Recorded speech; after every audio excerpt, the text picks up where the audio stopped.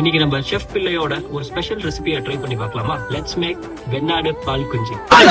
அடி பல்லகளெல்லாம் உடைச்சு படிக்க தெரிஞ்சா படி, தப்பு தப்பா படிச்சு அடி வாங்கி சாகாத சொல்லி. நீங்க கேட்ட விஷயம் கரெக்ட் தான். ஆக்சுவலி கேரளால ப்ராடா வந்துட்டு பால் குஞ்சுன்னு தான் சொல்லுவாங்க. ஸோ சில் கைஸ்.